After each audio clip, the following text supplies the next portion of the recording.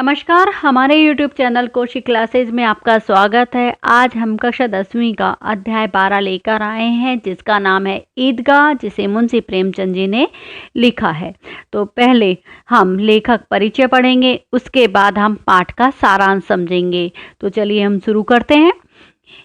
मुंशी प्रेमचंद जी का जन्म 1880 में वाराणसी जिले के लम्ही गांव में हुआ था। इनके बचपन का नाम धनपत राय था। इनकी जो प्रारंभिक शिक्षा है वो बनारस से हुई थी और मैट्रिक परीक्षा उत्तीर्ण करने के बाद ये अध्यापन कार्य में लग गए और बीए तक की शिक्षा इन्होंने प्राप्त की है। प्रारंभ में ये नवाब राय के नाम से उर्दू में लेखन कार्य किया और 1908 में इनने की सोजे वतन जो रचना थी उसे जब्त कर लिया गया था अंग्रेज सरकार के द्वारा। उसके बाद से इन्होंने प्रेमचंद के नाम से हिंदी में लिखना प्रारंभ कर दिया था। इनकी जो कृतियां हैं वो है मानसरोवर, सेवा सदन, निर्मला, रंगभूमि, कर्मभूमि, गबन, गोदान, संग्राम आदि। माधुरी, हंस, जागरण व मर्यादा इनकी पत्रिकाओं हैं जिनका इन्होंने संपादन किया। इनका निधन 1936 में हो गया। ईदगाह एक कहानी है कि रमजान के समय की, जिसमें कि पूरे 30 दिनों के बाद ईद आती है और पूरे गांव में हलचल मच जाती है। सभी लोग ईद मनाने की तैयारी में लगे हैं। बच्चे भी बहुत ज़्यादा खुश हैं और साथ ही बड़े भी, सब अपने अपने कार्य में लगे हुए हैं और कोई दौड़ दौड़ कर काम कर रहा है।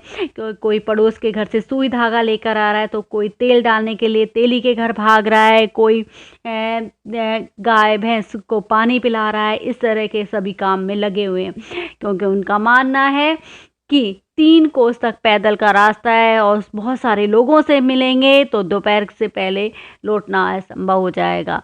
और वहीं पर एक बच्चा है हामिद, जो अपनी दादी अमीना के साथ रहता है और उसके माता पिता का देहांत हो गया है। 4-5 साल का वो बच्चा है, गरीब है, दुबला पतला है और उसकी जो दादी है उसे हमेशा ये कहकर बोलती रहती है कि तुम्हारे जो अब्बा जान है, मतलब उनके जो पिता हैं, वो बहुत सारे रुपए कमाने के लिए गए हैं और उनकी जो माँ है वो भी बहुत सारी चीज़ें लेकर आएंगी। तो वो इसी में प्रसन्न रहता है और खुश रहता है अपनी दादी के साथ। अब जब ईद का समय आया है तो सभी लोग खुश हैं, लेकिन जो अमीना है वो बहुत ज़्यादा दुखी हो रही है, क्योंकि उसके पास पैसे नहीं हैं और वह अपने पोते हामिद को किस तरह से मेले में भेजे ताकि कुछ उसको पैसे देकर ताकि वो कुछ खा सके। लेकिन उसके पास पैसे नहीं है। तब उसे याद आता है कि उसने जब सिलाई की थी तो उसमें से कुछ पैसे बचा कर रखे, तो वो अपने बटुए में देखती है तो 8 पैसे उसके पास मिलते हैं। तो 3 पैसे तो हामिद के को पकड़ा देती है और कुछ पैसों से वो दूध और सेवैयाँ लेकर आएगी अपने बच्चे के लिए। इस तरह से घर खर्च के लिए रखती है और लेकिन दुखी होती रहती है। तब हामिद कहता है कि दादी चिंता मत करो, मैं सभी बच्चों के साथ रहूँगा। और वो वहाँ से चला जाता है मस्ती करता हुआ, सभी बच्चों के साथ चल रहा है। रास्ते में सभी बच्चे एक दूसरे को के साथ बातें करते हुए जा रहे हैं। बड़ी बड़ी इमारतें आ रही हैं वहाँ पर शहर की तरफ जब वो चल रहे हैं कि नमाज़ पढ़ने के लिए। तब वो ये चीज़ें देखते हैं कहाँ के आम और लीची के बाग लगे हुए हैं। वहाँ पर छोटे छोटे बच्चे हैं, छेड़खानी करते हैं। कोई कंकर फेंक रहा है उस पर तो माली वहाँ से चिल्लाता है। वो कॉलेज आदि की बातें करते हैं कि यहाँ पर बहुत सारे बच्चे पढ़ते रहेंगे और खेल के मैदानों को देखते हैं। तो इस तरह की वो चीज़ें वहाँ पर देखते हुए, बातें करते हुए मेले में पहुँच जाते हैं। वहाँ नमाज़ पढ़ते हैं, फिर एक दूसरे के गले मिलते हैं और सभी मेले में घूमने लगते हैं। सब तरह तरह की चीज़ों को देखकर उन्हें खुशी मिल रही है। कोई कुछ खरीदता है, जिसमें कि जो महमूद है वो सिपाही को ले लेता है। मोहसिन भिस्ती को पसंद आता है उसे, जो कि कमर झुकी हुई है, ऊपर मशक लगाओ, मतलब कि ना भेड़ और बकरी की जो खाल से बनाए हुए थैला पानी डालने के काम आता है, उसके लिए कहा। नूरे वकील को पसंद करता है। इसी तरह से कोई खजरी ले रहा है, जिसमें सम्मी ने खजरी ली है। तो ये चीज़ें बच्चे लेते हैं, खाते पीते हुए चल रहे हैं और हामिद अपने आप में चलता चला जा रहा है, क्योंकि उसको देखता है बार बार में उसके 3 पैसे हैं और उन 3 पैसों से वो कौन सी चीज़ ले। यदि वो चीज़ें खा लेगा, कुछ ले लेगा तो और पैसे नहीं बचेंगे, तो वो आगे चलता है। तो वो सब लोग उसे अपनी चीज़ें दिखाते हैं तो तो वो कहता है ये तो तुम्हारे मिट्टी के खिलौने हैं, ये तो टूट जाएंगे, मुझे नहीं लेना। तो कोई उसे मिठाई हाथ में लेकर चिढ़ाने की कोशिश करता है, लेकिन वो चुपचाप से उन चीज़ों को देख रहा होता है। तो दुकान के पास आके आगे बढ़ता है, तब वो देखता है कि एक जगह पर उसे चिमटा दिखाई देता है। तो चिमटा दिखाई देता है तो वो सोचने लग जाता है कि दादी उसके लिए रोटियां बनाती है, तो वो किस तरह से उसके हाथ जल जाते हैं, उंगलियां जल जाती हैं। तो वही बातें उसे याद आती है। तो वो दुकानदार से पूछता है कि ये कितने में है, तो दुकानदार उसे 6 पैसे का बताता है। तो वो कहता है कि कुछ कम का। तब फिर वो 5 पैसे के लिए बोलता है। तब वो अपने हाथ में से वो पैसे लेकर, क्योंकि मेरे तो 3 पैसे हैं, 3 पैसे लोगे, तो ये कहकर वो आगे बढ़ जाता है। उसे लगता है कि दुकानदार उसे डांट लगा देगा, लेकिन दुकानदार उसे वापस बुलाता है, उसे 3 पैसे में ही वो चिमटा दे देता है। सभी लोग उसकी मजाक उड़ाते हैं कि अरे क्या लेकर आया, ये चिमटा लेकर आया। तब फिर वही बातें वो कहता है कि तुम्हारे तो मिट्टी के खिलौने, एक बार फिराऊंगा तो ये गिर जाएंगे।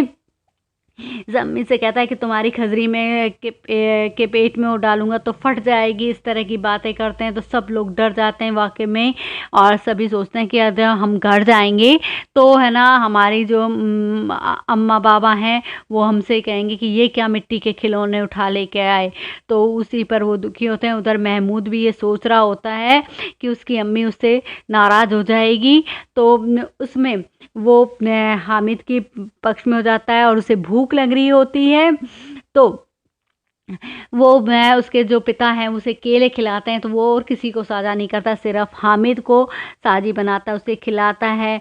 और इस तरह से 11 बज जाते हैं, गांव में हलचल मच जाती कि भाई मेले वाले सब आ गए हैं।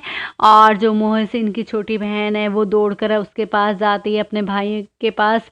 तो वो खिलौना हाथ में से लेती है तो वो खिलौना टूट जाता है। इस तरह से सबके धीरे धीरे किसी के पैर टूट जाते हैं, किसी के कुछ टूट जाते हैं खिलौने के। और हामिद भी अपनी दादी के पास पहुंचता है और दादी दौड़कर आती है उसे और उठाकर अपने गोद में प्यार करती है।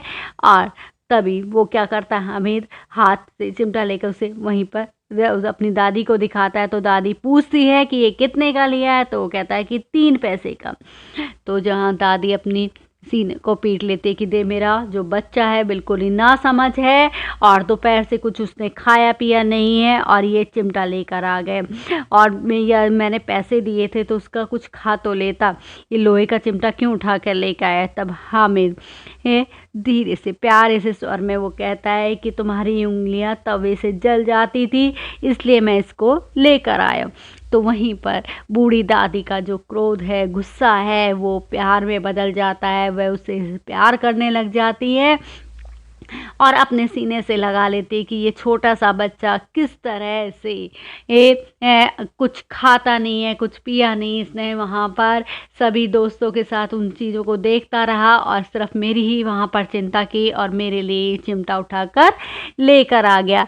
और जहाँ पर जो उसकी दादी है अपना दामन फैलाकर हामिद के लिए दुआएं मांगती है और उसकी आंखों में से आंसू बहने लग जाते हैं। लेकिन हामिद इस रहस्य को समझ नहीं पाता कि उसने क्या काम किया। तो इस तरह से ये हामिद की कहानी थी। आपको यदि ये अच्छी लगी है तो इसे लाइक करें, शेयर करें और चैनल को सब्सक्राइब करें। धन्यवाद।